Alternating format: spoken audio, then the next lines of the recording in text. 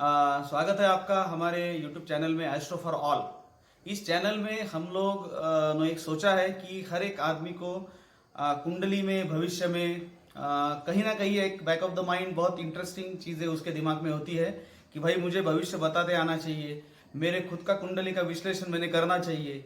और खुद के कुंडली के विश्लेषण के बाद जो भविष्य दिग्दर्शन जब आप करते हैं तो उस भविष्य दिग्दर्शन कैसे करते हैं वो चीजें आप सबको पता होनी चाहिए और हर एक के दिमाग में वो चीजें होती है। तो इसीलिए हमने ये जो ना यूट्यूब चैनल हमारा है उसमें अलग अलग कुंडली के जो अलग अलग अंग होते हैं, कुंडली क्या होती है या फिर कुंडली के 12 भाव कैसे होते हैं, हर एक भाव का मतलब क्या है।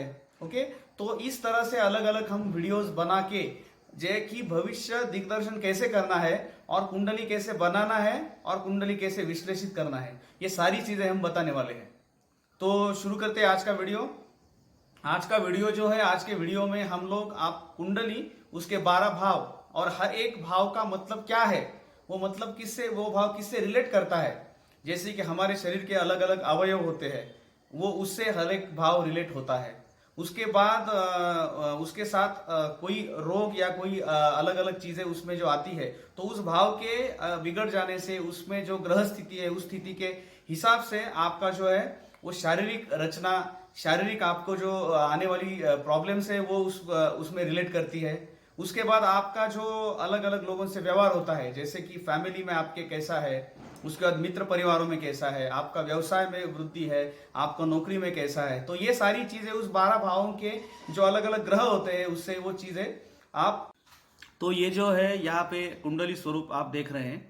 इस कुंडली स्वरूप में अलग अलग स्थान है, जो स्थान मैं आपको दिखा रहा हूँ। ये जो स्थान होते हैं इस स्थानों के नंबर है, तो 12 स्थान कुंडली में है। तो ये है मेरा सबसे पहले प्रथम स्थान, ये जिसको आप लग्न स्थान बोलते हैं। और द्वितीय तृतीय स्थानों जो है उसके अलग विश्लेषण के वक्त मैं आपको उसका विश्लेषण करने वाला हूँ। ये 5, 6, 7, 8, 9, उसके बाद 10, उसके बाद 11, उसके बाद 12।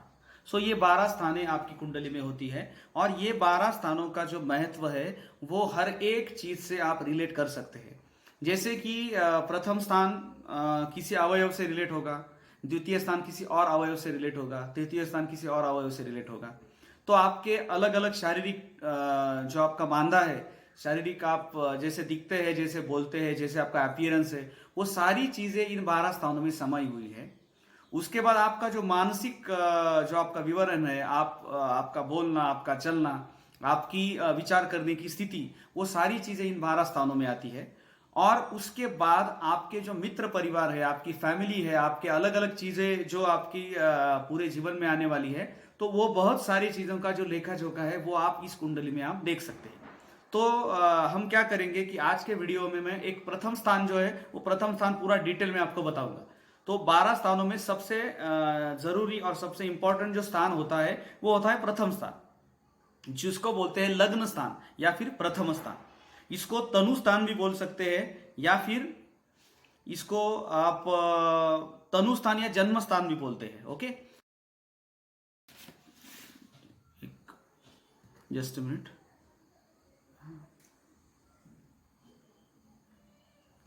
ओके, तो अभी देखते हैं कि इस प्रथम स्थान में क्या है। तो ये जो प्रथम स्थान है इसको आप बोलेंगे तनु स्थान, सबसे पहले लिखता हूं मैं, या फिर प्रथम स्थान, और या फिर लग्न स्थान। उसके बाद इसको जन्म स्थान भी आप बोल सकते हैं, ये जन्म स्थान भी होता है आपका। ओके, तो ये स्थान क्या बताता है भाई? सबसे पहले ये स्थान का इंपॉर्टेंस ये है कि ये बताता है कि आपका कुल कौन सा है, आपका घराना कौन सा है, और आप इस भूतल में किस योग के लिए, किस चीज के लिए आप आए हैं। तो ये जो बताता है ये आपका कुल बताता है, आपका घराना क्या है, ये चीजें जो है ये स्थानों से आपको अच्छे से पता चलती है। और सबसे इंपॉर्टेंट चीज है कि ये जो जन्म मृत्यु का ये जो चक्र होता है, इस चक्र में कब तक आप इस भूतल पे रहने वाले हैं, ये चीज भी इस स्थान के ऊपर से आपको अच्छे से पता चल सकती है। तो और दूसरा चीज है कि ये इंपॉर्टेंट है, मैंने बोला। तो इसमें क्या होता है कि भाई आपका जीवित क्रम क्या होगा, आपका शारीरिक बांधा वर्ण स्वरूप, आप कैसे दिखते हैं, कैसे आप चलते हैं, आपका जो प्रभाव है वो एक अंदर कैसा है, तो वो सारी चीजें इसमें आती है। अभी ये जो प्रथम स्थान है तो ये किससे रिलेट करेगा, किन अवयवन से रिलेट करेगा वो मैं देखते हैं। आपके शरीर में कौन से अवयव जो होते हैं वो इससे रिलेट करेंगे। सो सबसे पहले ये प्रथम स्थान है, तो प्रथम स्थान अगर आप शरीर देखेंगे तो प्रथम स्थान में आपका सिर आता है और आपका चेहरा आता है। तो ये जो दो चीजें हैं ये आपको यहाँ पे दिखती है। तो इसका जो आता है हमारा सिर और हमारा चेहरा, ये दोनों चीजें ये जो स्थान है ये अच्छे से प्रकट करता है। ओके, अभी एक हम देखते हैं कि इसका एक एग्जाम्पल बताता हूं मैं कि जैसे फॉर एग्जाम्पल देखो कि अगर प्रथम स्थान है और जिसमें शनि या फिर मंगल, ऐसा दो ग्रह है, दोनों में से कोई एक ग्रह है, अगर ऐसा है तो आपके इन शरीर का जो ये हिस्सा है, अवयव का हिस्सा है जिसमें सिर और चेहरा आता है, उसमें कोई ना कोई कहीं ना कहीं पे कोई खून रहता है, कहीं ना कोई मार्क रहता है, ब्लैक मार्क या फिर कोई अलग मार्क जो है वो हमेशा रह सकता है। तो इस तरह से अगर आप बाकी भी ग्रहों का अगर वर्णन देखेंगे तो बाकी ग्रहों के वर्णन भी इसी तरह से आते हैं। दूसरा है ये जो स्थान है, इस स्थान का जो कलर है वो कलर है व्हाइट।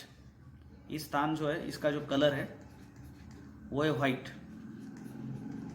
व्हाइट कलर का ये जो स्थान है। अभी ये जो व्हाइट कलर है तो इसमें अगर जो ग्रह है वो ग्रह अगर व्हाइट है, सपोज व्हाइट कलर का ग्रह है, तो ये क्या करेगा, आपको फेयर कर देगा, आपको गोरा कर देगा। ओके, उसका मतलब क्या है भाई, इसमें अगर शुक्र है, ये जो चीजें है ये तो थोड़ा और क्लियर होने वाली है। शुक्र है, इसमें चंद्रमा है, तो ये जनरली व्हाइट कलर के ग्रह है। तो ये अगर शुक्र और चंद्रमा इस यहाँ पे अगर प्रकट होते हैं, यहाँ पे इस लग्न स्थान में, तो आप व्हाइट दिखेंगे, आप गोरे दिखेंगे। और दूसरा ये है कि ये प्रथम वाचक, पुरुषवाचक स्थान है। ओके, तो ये जो है ये पुरुषवाचक स्थान है, ये आप ध्यान में रखो, क्योंकि इस पे बेस्ट आप भविष्य दिग्दर्शन कर सकते हैं। तो ये जो एक एक चीजें हम आगे आगे देखने वाले हैं। देखो अभी फॉर एग्जांपल इसका जो द्वियम कारकत्व है वो मेष राशि और शनि इनके पास है। मीन्स ये जो राशि है वो मेष राशि और शनि ग्रह का प्रभाव इन दोनों इसमें आएगा।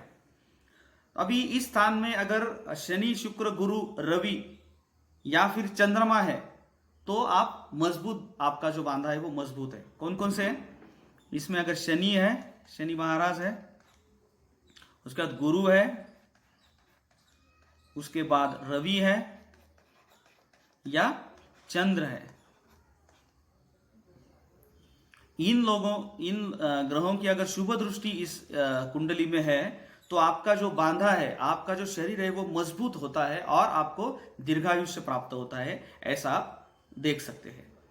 अगर इसमें बुध है, बुध ग्रह अगर इसमें है तो बुध जो होता है वो बुद्धि का कारक होता है। अगर इसमें बुध है तो क्या होगा, बुध बुद्धि का कारक है, तो आप क्या रहेंगे, आप अच्छे बुद्धि वाले आदमी रहेंगे, आप अच्छे बोलने वाले आदमी रहेंगे, आप अच्छे वक्ता रहेंगे, अच्छे नेता बन सकते हैं। तो बुध का इफेक्ट है। तो इसको आप बोलते हैं कि इधर प्रथम स्थान बोलेंगे या फिर लग्न स्थान, मूर्ति स्थान, अंश स्थान, युति, उदय, बहुत सारी जो नाम है इस स्थान के, उस नाम से इस स्थान को, ये स्थान जाना जाता है। ओके, तो ये जो है प्रथम स्थान का जो ये महत्व है। अगर अभी आप मैं क्या करता हूँ कि जो चीजें मैंने आपको बताई है वो फिर से एक बार रिकॉल कर देता हूँ, तो आपको बहुत अच्छे से ये स्थान जो है उसका महत्व क्लियर हो जाएगा। सबसे पहले ये होता है लग्न स्थान, उसके बाद ये रिलेट करता है आपके शरीर वर्ण, सुख, आपका दिखना, उसके बाद आपके अगर कोई मस्तक है, चेहरा है, उसमें अगर कोई मार्क है तो मार्क ये डिसाइड करेगा आपका स्वभाव कैसा है, आपका आरोग्य कैसा है, आप कोई आपकी महत्वाकांक्षा है। फॉर एग्जाम्पल इसमें अगर मंगल है, कोई महत्वाकांक्षी ग्रह है, सपोज मंगल है, तो आप महत्वाकांक्षी रहेंगे। आपको अच्छा नाम अगर कमाना है तो वो नाम इस स्थान से आपका आता है। उसके बाद सबसे महत्व है तो ये जो आपका पांचवा जो अपत्य है, फिफ्थ चाइल्ड, अभी जनरली 5 अपत्य का तो सवाल ही नहीं है आज के जमाने में, लेकिन अगर 5वां अपत्य है तो उसके बारे में ये कुछ चीजें बताता है। दूसरा सबसे इम्पोर्टेंट चीज है कि आपके जो अगली पीढ़ी है, जैसे आपके अपत्य है, उनका दूर का प्रवास, लाइक जैसे आप बोलते हैं कि उनका परदेश गमन होता है या फिर उनका कुछ नाम उनका कमाना होता है, तो वो जो चीज है वो इस लग्न स्थान से आप बता सकते हैं। उसके बाद आपके जो नाना जी है, मीन्स आपकी जो माता जी है, उनके जो पिता है नाना जी, और आपके जो पिताजी है उनकी माता है, ये दोनों इस स्थान से रिलेट करते हैं। तो मीन्स अगर इस स्थान में अच्छा ग्रह है तो आपका जो नानी है और आपके जो दादा, आपकी जो दादी है, वो उस ग्रहों के प्रभाव से, और उस ग्रहों का प्रभाव उस पर भी रहेगा। उसके बाद आपके जो मित्र होते हैं, उन मित्रों के भी बंधु होते हैं, भाई बहन मित्रों के, तो वो भी इस स्थान से रिलेट करते हैं। देखो कि जब आप भविष्य दिग्दर्शन करेंगे तो कोई भी भविष्य दिग्दर्शन एकांकी नहीं होना चाहिए। सिर्फ एक स्थान के साथ आप पूरा भविष्य नहीं बता सकते, आपको सारे स्थानों के साथ उनके अंदर जो ग्रह है, उन ग्रहों की स्थिति के साथ, और वो बाकी सारे साधक बाधक जो विचार है वो करने के बाद ही आप ऐसा बोल सकते हैं कि ये जो भविष्य है, ये मैं भविष्य मेरा 100% करेक्ट हुआ है।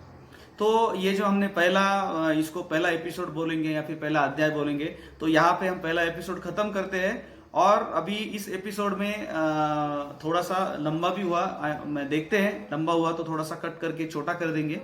और उसके बाद अभी नेक्स्ट जो एपिसोड आएगा उसमें हम दूसरा, तीसरा और चौथा, तो 3-3 स्थान का जो है हम एक साथ वर्णन करेंगे।